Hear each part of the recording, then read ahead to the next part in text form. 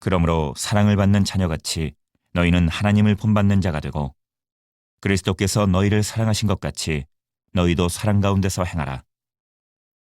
그는 우리를 위하여 자신을 버리사 향기로운 제물과 희생 제물로 하나님께 드리셨느니라. 음행과 온갖 더러운 것과 탐욕은 너희 중에서 그 이름조차도 부르지 말라. 이는 성도에게 마땅한 바니라. 누추함과 어리석은 말이나 희롱의 말이 마땅치 아니하니 오히려 감사하는 말을 하라. 너희도 정녕 이것을 알거니와 음행하는 자나 더러운 자나 탐하는 자, 곧 우상 숭배자는 다 그리스도와 하나님의 나라에서 기업을 얻지 못하리니 누구든지 헛된 말로 너희를 속이지 못하게 하라. 이로 말미암아 하나님의 진노가 불순종의 아들들에게 임하나니 그러므로 그들과 함께하는 자가 되지 말라. 너희가 전에는 어둠이더니 이제는 주 안에서 빛이라. 빛의 자녀들처럼 행하라. 빛의 열매는 모든 착함과 의로움과 진실함에 있느니라. 주를 기쁘시게 할 것이 무엇인가 시험하여 보라. 너희는 열매 없는 어둠의 일에 참여하지 말고 도리어 책망하라. 그들이 은밀히 행하는 것들은 말하기도 부끄러운 것들이라. 그러나 책망을 받는 모든 것은 빛으로 말미암아 드러나나니 드러나는 것마다 빛이니라. 그러므로 이르시기를 잠자는 자여 깨어서 죽은 자들 가운데서 일어나라. 그리스도께서 너에게 비추이시리라 하셨느니라. 제가 오래전에 그 목사님의 설교 때 들은 얘기예요. 동네에 좀 모자라다고 소문난 아이가 있었습니다. 동네 애들이요, 이 모자라다고 소문난 애한테 와서 주로 뭘 하냐면 한 손에는 500원짜리, 한 손에는 100원짜리 딱 들고 와가지고 얘한테 보여주면서 어느 게 더 비싼 거게? 라고 얘기를 하는 거예요. 다 보여주면서 해요. 그러면 이 아이는요, 항상 100원짜리를 가리켰어요. 그러면 아이들은요, 얘가 참 바보 같다고, 바보라고 그렇게 막 놀렸습니다. 그리고 아이들은 자주 이 아이에게 바보라면서 동정 가지고 놀렸습니다. 동네에서 이런 모습 보면서 마음이 아픈 아주머니 한 분이 계셨습니다. 그래서 그 아이한테 찾아가서 얘야, 동전 중에서 큰 게 비싼 거라고. 그리고 그게 잘 모르겠거든. 여기에 사람 얼굴 말고 확 그려져 있는 거, 새 그려져 있는 거, 그게 비싼 거라고. 그래서 다른 애들한테 놀림 좀 안 받았으면 좋겠다고 그렇게 가르쳐줬습니다. 그랬더니 이 아이가요, 씩 하고 웃으면서 저도 알아요.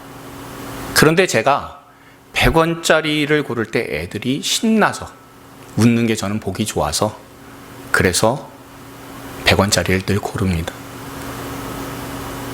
제가 500원짜리 고르면 아무도 재미있어 하지 않잖아요 라고 얘기했다고 합니다. 이 아이가 바보 같고 그저 착하기만 한 것이 아니라 젖을 줄도 아는 아이다라는 것을 우리가 알 수 있어요. 다른 사람에게 배려할 줄 아는 아이인 거죠. 세상 살아가면서요, 모든 것을 내 뜻대로, 내 계획대로 다 해결할 수는 없습니다. 때로는 져줘야 될 때도 있고요, 때로는 내주어야 될 때도 있어요. 때로는 나보다 상대방을 높여주면서 사는 것이 함께 살아가는 방법이라고 저는 생각을 합니다. 이것은 교회 안에서 정말 더욱 중요한 부분이라고 생각해요. 예전에 전도 폭발 훈련 때요, 노방에 나가서 전도를 하는데 어떤 대학생 5, 6명이요, 전도대원이던 목사님한테 이렇게 항의하는 거예요. 교회가 세상보다 더 타락해 보인다. 더 욕심내고 더 아득바득 자기 것 챙기면서 사는 것 같다. 나는 교회 다니는 사람에게 상처받아서 그래서 교회 안 나가고 있다. 그러니 나한테 교회 가라고, 전도 좀 하지 말라고 그렇게 항의를 했습니다. 그때 그 목사님께서 이렇게 얘기하신 거예요. 교회에 완전한 사람만 있는 게 아닙니다. 죄인들이 모인 곳이 교회이기 때문에 당연히 나쁜 사람들이 있어요. 그런데 그 사람들요, 조금씩 나아지고 있습니다. 여러분들의 수준에 맞게끔 나아질 때까지 조금만 참아주시면 그러면 좋아질 겁니다. 다른 교회는 몰라도 제가 목회하는 교회에서만큼은 반드시 더 나은 사람 되도록 애쓰고 힘쓰겠습니다. 조금만 기다려주세요 하고 고개를 깊이 숙이는 것을 보고 참 좋은 목사님이시다 라는 생각이 들었습니다. 우리가 믿음을 가지고 산다는 게 어떤 의미를 갖고 있습니까? 일주일에 한 번 정해진 시간인 일요일 오후 11시에 정해진 장소인 이 산정목교회당에 나와서 1시간의 예배와 20분 남짓한 식사를 마시고 돌아가면 내가 해야 될 일주일의 숙제를 끝낸 것 같은 그런 신앙생활이십니까? 그렇게 살아가게 되면 우리 마음에 허전함, 허무함 이런 것들이 다 사라지게 됩니까? 혹시 일주일 동안 사시면서 아무 일도 일어나지 않는 것 같은 그런 일상에 지쳐 있지는 않으십니까? 그런데 오늘 본문이 에베소서는요, 우리가 지금 믿음을 바탕으로 살아가는 것이 얼마나 소중한 것인지 우리에게 잘 알려주고 있어요. 우리가 어떤 사람인지 어떤 존재인지 한번 돌아보고 우리 모두가 다시금 마음의 힘을 얻어서 새롭게 될 수 있는 저와 여러분들이 다 되기를 바랍니다. 그래서 세상 사람들과는 조금 다른 모습으로 예수 믿는 사람의 누리는 삶을 풍족하게 더 누리게 되는 하나님의 사람들이 다 되기를 바랍니다. 오늘 본문은 에베소서입니다. 에베소 지역에 보낸 편지라는 뜻이에요. 사도 바울이 보냈어요. 이 에베소라는 지역은요, 사도 바울에게 있어서 특별한 지역이다라는 것을 우리가 이전에 오후 말씀 집회를 통해서, 공부를 통해서 우리가 묵상한 적이 있어요. 제가 자주요, 성경 본문의 배경에 대해서 말씀드리는 경우들이 많이 있어요. 그런 이유는요, 어떤 배경에서 기록된 성경인지 알아야 성경을 더 정확히 알게 되고 그리고 해석하며 삶에 적용할 수 있기 때문에 그래요. 대다수의 이단들이요, 성경의 배경에 대해서는 전혀 고려를 하지 않아요. 그리고 자기 이단만의 핵심을 자꾸 주장하곤 합니다. 그리고 자기 주장을 하기 위해서 마음대로 해석하기 딱 좋은 창세기와 요한계시록 끌고 와요. 창세기는 성경의 맨 처음의 내용이기 때문에 누구나 다 익숙하다고 생각을 해서 자기네들 방식으로 해석하면 신선하게 느낄 것이라고 해서 그래서 창세기를 끌고 오는 경우가 많이 있고요. 요한계시록은 환상이나 상징에 대해서 이단의 설정에 맞게끔 그렇게 그럴듯하게 해석하기 좋은 성경이라고 생각을 해서 그래서 요한계시록을 이단들이 자주 이용을 합니다. 그러니 정말 중요한 것은요, 성경 66권의 나름대로의 배경하고 전체적인 흐름과 그리고 그 성경이 특별하게 강조하는 부분들을 먼저 알고 각 부분들을 해석하고 적용하는 게 대단히 중요해요. 에베소라는 지역은요, 사도 바울이 교회를 개척한 후에 3년 가까이 목회했던 곳입니다. 그리고 바울의 수제자라 할 수 있는 디모데가 이곳에서 1년 반가량 목회를 했어요. 그런데 바울은요, 이 에베소라는 곳을 생각하면 아찔했을 거예요. 사도 바울이 이 에베소서를 쓰는 당시에 로마의 감옥에 있었습니다. 에베소 교인들에게 편지를 쓰고 있는 감옥에 있는 자기 자신을 생각해도 아찔했지만 에베소에서 목회를 할 때 생각하면 아찔한 기억들이 있어요. 사도 바울이 에베소에서 목회를 할 때요, 큰 이적의 역사가 나타났습니다. 치유의 은사가 나타났어요. 바울이 장막을 만들 때나 쓰던 머리띠나 겉옷, 성경은 손수건이나 앞치마라고 해석을 하는데 귀신 들린 사람이나 병에 걸린 사람에게 이 겉옷을 혹은 손수건이나 앞치마를 얹으면 사람들이 다 나았어요. 게다가 복음을 통해서 새 생활로 변화한 사람들이 집에 있는 마술 서적들을 다 갖다 불태웠습니다. 은 5만이라고 하거든요. 이 은 5만이 얼마나 되는 양이냐 하면요, 한 사람이 5만일 동안 일해야 돼요. 그리고 돈 한 푼 안 써야 돼요. 그리고 137년 동안 모아야만 은 5만을 모을 수 있을 만큼의 큰 금액이에요. 사람들이 이런 마술서적들을 자기 스스로 다 갖다 불태웠어요. 그러니 에베소에서는요, 부흥의 역사가 일어나야 되잖아요. 시간 문제입니다. 그런데 우상 숭배할 때 기념품 파는 사람들, 특히 에베소의 신전 모형을 파는 사람들, 은으로 제작해서 파는 사람들이 자기들 수입이 끊어지기 시작합니다. 그래서 그 사람들이 들고 일어났어요. 금속 세공업자들이 데메드리오를 중심으로 해서 그래서 데모를 벌였습니다. 에베소 시장에 직접 나서서 중재를 했어요. 그리고 그제서야 사람들이 다 흩어지고 사도 바울은 에베소를 떠나게 되었습니다. 그리고 이 에베소서를 쓸 때까지 방문을 다시 하지 못했어요. 생각해 보세요. 정말 열심히 수고하고 애쓴 지역이잖아요. 그런데 거기를 다시 방문을 못했다고 하니까 얼마나 마음이 안타깝겠습니까? 그래서 에베소에 있는 교회를 향해서 간절한 마음을 가지고 로마의 감옥에서도 기록한 책이 이 에베소서예요. 에베소에는요, 유대인들의 회당도 있고요, 이방인들의 큰 신전들도 있습니다. 아데미 신전이요. 근데 교회는 이런 곳하고는 달라요. 그래서 사도 바울은 교회의 주인이신 예수님은 만물의 주인이시라고, 그리고 그 분을 중심으로 해서 우리가 하나로 모이는 공동체라고, 그런 이 세상에 있는 여러 종교와는 다른 것이 기독교라고, 복음이라고 그렇게 분명히 얘기를 해주므로 교회 안의 일치와 예수 그리스도 중심으로 교회가 성장해야 된다는 것을 잘 알려주고 있으며, 그리고 성장할 때 기독교인들이 어떤 생활의 모습을 보여줘야 되느냐, 나타내야 되느냐, 그것을 참 잘 알려주는 말씀이 이 에베소서예요. 오늘 본문에서 저와 여러분이 가장 집중해야 되는 말씀이 있다면, 그러니까 오늘 본문의 주제를 고르라고 한다면 그것이 바로 8절입니다. 우리가 8절 말씀이요, 공동번역으로 한번 읽어볼 수 있길 바랍니다. 다시 한번 우리가 8절을 공동번역으로 읽겠습니다. 여러분이 전에는 어둠의 세계에서 살았지만 지금은 주님을 믿고 빛의 세계에서 살고 있습니다. 그러니 빛의 자녀답게 살아야 합니다. 아멘. 제일 중요한 말씀은 빛의 자녀답게 살아야 된다라는 말씀이에요. 그런데 이 말씀 잘 보시면요, 우리의 마음이 불편한 부분이 하나 있어요. 그게 바로 어둠의 세계에서 살았다라는 거죠. 우리가 읽은 개역 개정에서는 너희가 전에는 어둠이더니라고 되어 있어요.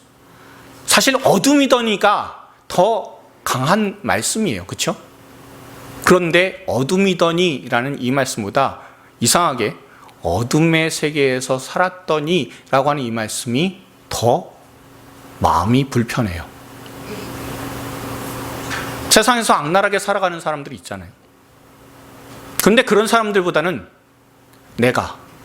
저와 여러분이 더 괜찮게 산 것 같잖아요. 그런데 하나님의 말씀은 어떻게 말씀합니까? 어둠의 세계에서 살았다고. 이 말씀이 우리의 마음에 걸림돌이 되는 이유가 무엇입니까? 사람에 있어서 정도의 차이는 다 있지만 이 말이 딱히 틀리지 않아서 그래요. 최근 20년 전에 밀양의 성폭행 사건으로 인해서 사회적인 분노가 식지 않고 있습니다. 물론 우리나라 사람들이요, 가지고 있는 생각 중에 제일 강한 가치가 정의예요. 거기에 대한 집념이 굉장히 강합니다. 그리고 우리나라 사람 특징이 또 뭡니까? 한번 물면 절대로 안 놔요. 끝을 봐야 되는 성격이잖아요. 그래서 쉽게 사그라들지 않습니다. 거의 예전에요, 일본을 향해서 우리가 이런 적이 있어요. 노제팬 운동했을 때 가지 않습니다, 사지 않습니다 했었어요. 근데 지금 이게 밀양 지역에 적용이 됐어요. 밀양이요, 관광 수입이 20%가 넘는 지역입니다. 그런데 가지 않습니다, 사지 않습니다 해버리고 나면 굉장히 막막해지는 거예요. 그러니까 최근에 시장을 비롯한 여러 사람들, 시민단체의 장들이 나와서 사과를 했잖아요. 그 정도로 사안이 심각해요. 그런데 사과하는 그 자리에요, 20년 전에 범죄의 주동자들은 한 명도 없습니다. 인터넷에서 자신의 얼굴과 이름과 직장 등 다 드러나서 비난의 화살이 지금 다 날아가고 있는데도 지금의 이 상황이 그저 지나가기만을 그대로 기다리고 있는 것 같아요. 저는 가해자들의 이런 모습을 보면서 이런 생각이 들었어요.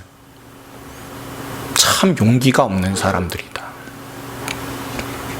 제가 말씀드리는 용기는요, 대중 앞에 나설 용기를 얘기하는 게 아니에요. 자신의 과거와 마주할 용기가 없는 사람들이다라는 거예요. 자신의 과거와 마주할 용기가 없는 사람들은요, 삶이 쉽게 변하지 않는 것 같아요. 그러니 스스로 나서지 못하고 관련이 없는 사람들이 사과를 하고 있는데 거기에 묻어가려고 그러잖아요. 이런 사람들에 비해서요, 교회에 나오고 있는 우리는요, 그렇게 어둠의 세계에서 살아온 것 같지 않습니다. 그래서 어둠의 세계에서 살았다라는 공동 번역이요, 정말 마음에 찜찜함으로 다가오는 것 같아요. 그런 것 같기도 하고, 이 정도면 괜찮지 않은가 싶기도 하고, 헷갈리는 것 같습니다. 그러나 우리가 살아온 삶이 어둠의 세계였는지 아니었는지를 확인하려면 과거의 우리 자신과 저와 여러분의 그 자신과 마주할 수 있는지 아니면 마주할 수 없는지를 확인해 보면 돼요. 여러분 어떠십니까? 과거의 여러분의 모습과 마주할 수 있는 자신이 있으십니까? 저는 솔직히 말씀드리면 과거의 내 자신하고 마주칠 그런 자신은 없어요. 그래서 기도하다가 혹은 말씀 듣고 묵상하다가 문득 과거의 모습이 떠오르면요, 마음이 답답한 경우가 많아요. 그때 내가 왜 그랬을까라는 그런 생각 참 많이 들어요. 그러다가 또 그래도 세상 사람들하고 비교하면 세 발의 피 아닐까라고 생각할 때도 있어요. 그러면서 회피하고 싶은 거죠.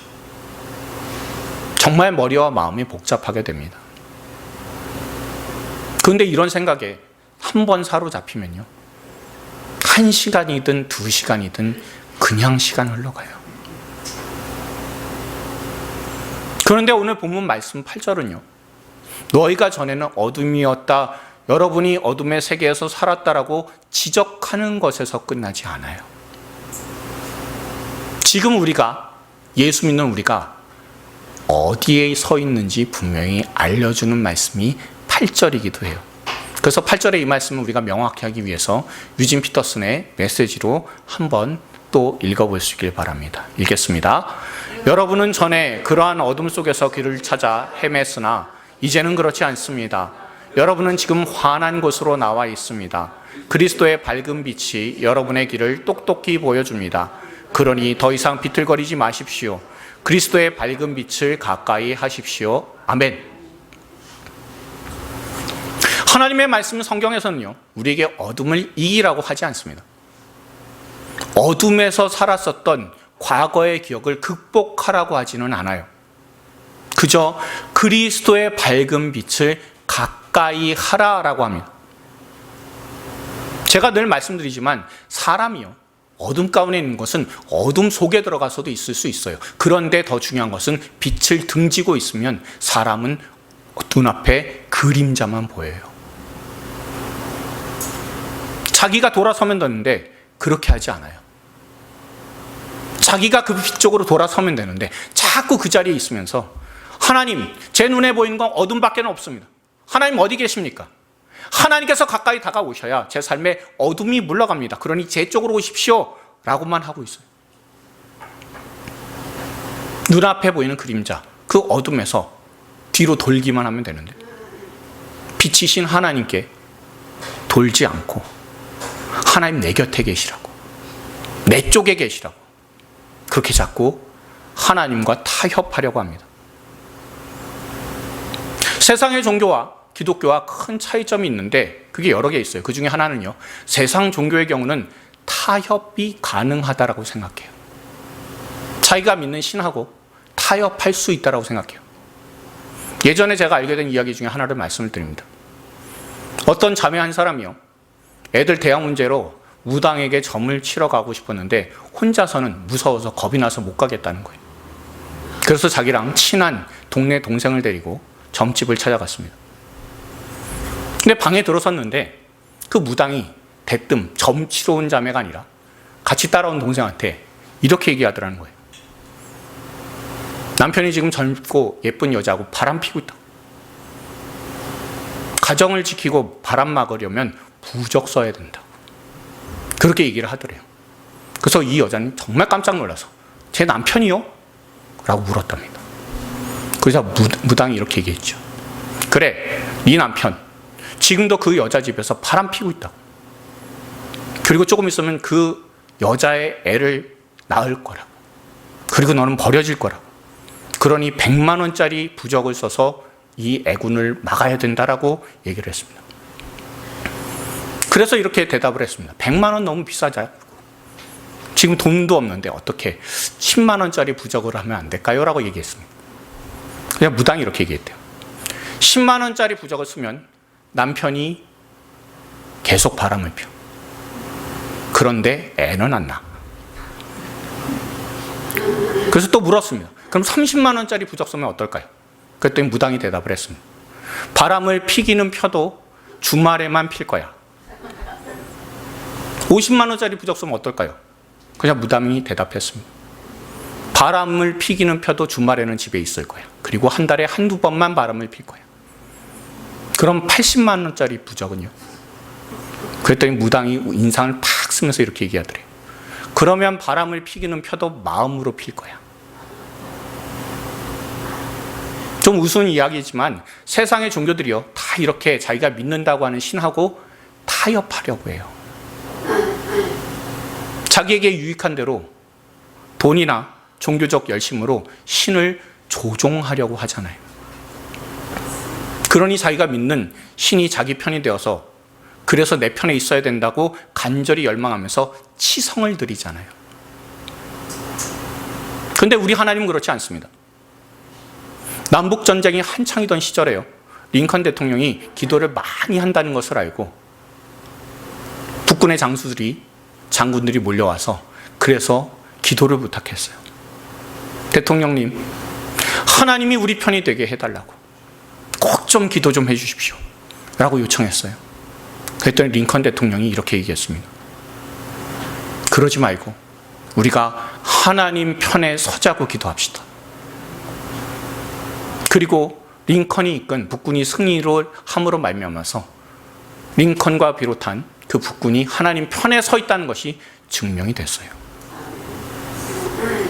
이처럼 하나님의 편에 서는 것을 하나님께 우리의 삶이 조정받도록 순종한다라고 해요. 이렇게 순종받는 것에 대해서, 순종하는 것에 대해서 1절에서 사도 바울은 하나님을 본받는 것이다 라고 얘기를 합니다. 주님의 말씀에 순종하면서요, 우리가 빛이신 예수님을 향해서 돌면 돼요. 돌이키면 돼요. 돌아야 빛이 보이잖아요. 그리고 그 빛을 받아서 우리가 예수님의 모습을 제대로 보며 예수님을 닮아갈 수 있게 된다라는 거예요. 그런데 절대 돌지 않고요, 내가 하나님 편에 서지 않고 하나님 내 편 되시라고 그렇게 고집하는 경우가 얼마나 많은지 몰라요.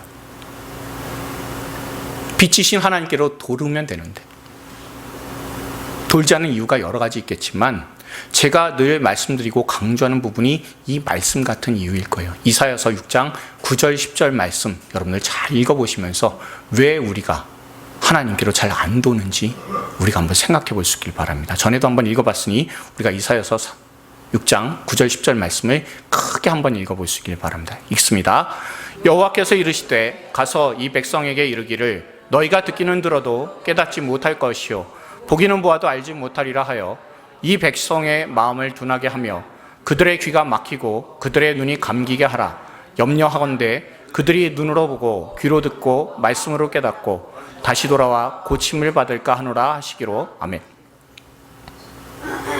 다시 말씀을 드리지만 사람들은요, 하나님께 고침받는 것, 하나님께 은혜 받아서 삶이 변하게 되는 것이 불안해요. 다시 말씀드릴게요. 사람이 하나님께 돌이키지 않는 것은요, 내가 은혜 받을까 봐 그게 염려가 돼서요. 은혜를 내가 받으면 이전에 재밌게 즐겼었던 죄악된 모습을 다시는 하지 못하게 될까 봐 은혜 받는 게 두려워요. 예수님께 영과 진리로 드리는 예배를 제대로 드리게 돼서 내가 지금 즐기고 있는 술을 끊게 될까 봐, 지금 내가 누리고 있는, 내가 다른 사람 흉보면서 이간질하면서 사는 재미로 살았는데 그거 못하게 될까 봐, 밤새 막장 드라마 보느라고 너무 즐거웠는데 은혜 받으면 새벽 기도 나와서 좋아하는 막장 드라마 못 보게 될까 봐, 다른 사람이 제발 하지 좀 말라고 말리는 건데 은혜 받아서 다른 사람들의 말을 듣고 내가 지금 좋아하는 취미와 습관이 끊어질까 봐 절대 은혜 안 받겠다고, 지금 내가 하고 있는 것 나쁘다는 것 알면서도 그게 그냥 좋아서 은혜 받으면 그거 못하게 될까 봐, 다 봤는데도 못 본 척, 다 들었는데도 못 들은 척, 못 깨달은 척, 그렇게 살아갈 수밖에 없게 된다라고. 그게 바로 하나님 조종하는 것 아니냐고, 하나님께로 돌이키지 않는 완악한 마음 아니냐고 하는 겁니다.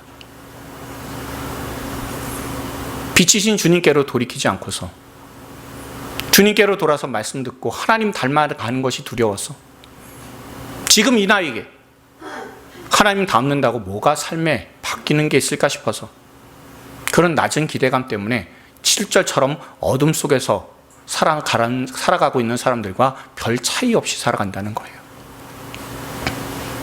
그리고 예배를 드린 이후에도요, 별거 없다고, 예배 드린다고 달라진 것 하나도 없다고, 그런 마음을 가지고 지내온 일상 그대로 살아가게 된다는 겁니다.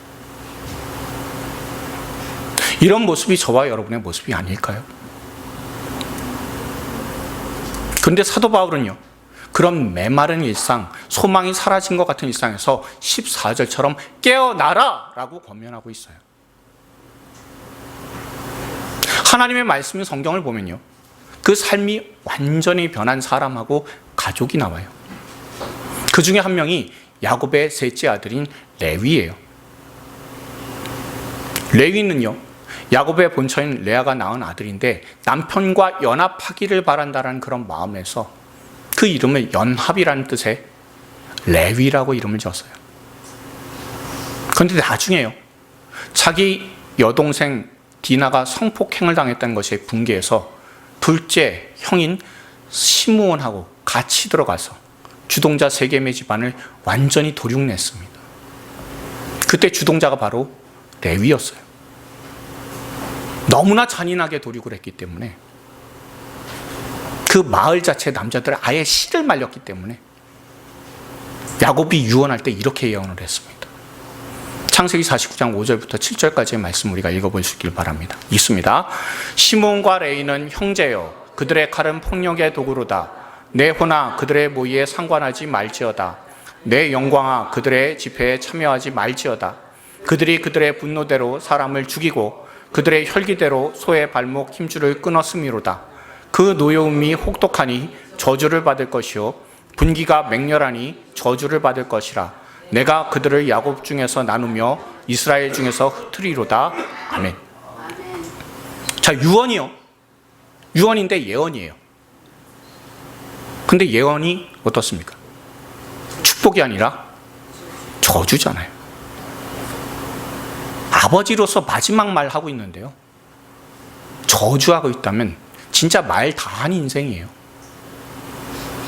그리고 이 예언이요, 정말 실현이 돼서 시므온 지파는요, 시므온의 후손인 시므온 지파는 유다 지파의 합병이 돼서 흩어져 버렸어요. 거의 사라졌습니다. 그리고 레위도 각 지파 속으로 흩어지기는 했지만 하나님께 예배드리는 제사장이 되어서 흩어졌어요. 시므온에게 있어서는 흩어져 사라지는 것이 저주였어요. 그렇지만 레위는요, 흩어지는 것이 축복이 된 사람입니다. 이유는 단 하나입니다. 출애굽을 한 백성들이요, 시내산에서 우상 숭배를 할 때 모든 사람들이 다 우상 숭배로 다 넘어가게 되었을 때, 그때 하나님 편에 서서 우상 숭배자들을 처단하고 그리고 하나님 앞에 올바른 신앙을 세운 사람이 바로 레위 지파였기 때문에 그랬습니다. 그래서 하나님께서는 이 레위 집안을요, 제사장 지파로 삼으셨고요. 그리고 레위 집안 사람들은 저주의 인생을 축복의 인생으로 바꾼 사람이자 이 모든 것이 하나님께로 돌이켰기 때문이라고, 깨어났기 때문이라고 하나님께서는 말씀하시는 겁니다. 조상인 야곱의 저주를요, 받을 수밖에 없는 과거로 인해서 숨지 않았어요. 담대히 그 과거 앞에 맞서며 빛이신 하나님께 돌이킴으로 축복을 받은 지파가 바로 레위 지파입니다. 세상 말로 하면 이렇게 얘기할 수 있을 거예요. 기독교로 얘기하면 안 돼요. 아마도 이런 레위 지파가 팔자 끄는 사람일 거예요. 저주의 팔자 끄는 사람이 바로 레위 지파 사람들입니다. 이렇게 빛이신 하나님께로 돌이켜서 그 삶에 변화가 생기는 것을 사도 바울은 오늘 본문에서 죽은 자들 가운데서 깨어나 일어나는 인생이라고, 주 예수 그리스도께서 비춰주시는 인생이라고 그렇게 하는 겁니다. 여러분, 죽은 사람들은요, 빛 비춰도 못 일어나요. 죽은 사람에게 아무리 강한 빛을 비춘다고 사람이 일어나겠습니까? 못 일어납니다. 산 사람만 밝은 빛에 반응해서 일어날 수가 있잖아요. 우리는 예수 그리스도를 믿는 사람으로서 십자가의 보혈을 통해서 우리의 눈을 감기고 우리의 귀를 막아서 무겁게 짓누르던 그 죄의 짐들을 다 벗은 사람들입니다. 그리고 죽음이라는 캄캄함에서 부활하심으로 믿는 사람의 빛이 되신 예수님을 닮아가 어둠에서 깨어나 빛에 반응해서 빛으로 돌아설 수 있는 사람들이 예수 믿는 사람이에요. 그러니 11절처럼 어둠의 일, 과거 우리의 발목을 잡았고 지금도 그 흔적이 남아서 우리에게 은혜를 받지 못하도록 막아서는 그 어둠의 일에 참여하지 말고 빛이신 우리 주 예수께서 이끄시는 말씀대로 살아가는 저와 여러분들 되길 바랍니다. 10절처럼 주님께서 기뻐하실 만한 일들이 무엇이 있는지 다 찾아보고 삶에서 하나씩 실천해 볼 수 있는 저와 여러분들이 다 되시길 바랍니다. 아마 각자가 다 다르실 거예요. 하지만 성령께서 빛으로 내 안에 어둠을 비추시니까 우리가 무엇을 하지 말아야 될지, 뭘 해야 하나님께서 기뻐하실지 분명히 깨닫게 해주실 겁니다. 다시 한번 말씀드립니다. 저와 여러분은요, 빛으로 나와 있는 사람들이에요. 이제 등을 돌려서 빛이신 주 예수께로 향할 수 있는 저와 여러분들이 다 되기를 바랍니다. 그래서 빛의 자녀들처럼 행함으로 주 예수께서 빛을 비춰주심을 통해 빛의 자녀들답게 살아가는 저와 여러분들 다 되기를 바랍니다. 그래서 우리가 그리스도의 빛 가운데 살아있는 사람들, 빛의 사람으로서, 빛의 자녀로서 하나님께 영광을 올려드리는 하나님의 백성들, 주님의 부활하신 그 빛 가운데 주님 앞에서 영원히 사는 축복의 사람들이 다 되기를 주님의 이름으로 축원드립니다. 우리 주변에 계신 분들한테 이렇게 권면을 해주십시오. 하나님을 본받는 자가 됩시다. 자, 한 번 더요. 당신과 나는 빛의 자녀들입니다. 자, 마지막으로 이렇게 권면해 볼 수 있길 바랍니다. 그리스도께서 빛을 비춰주시는 인생 사세요. 네, 그리스도의 빛 가운데 살아가는 저와 여러분들이 다 되기를 주님의 이름으로 축원드립니다.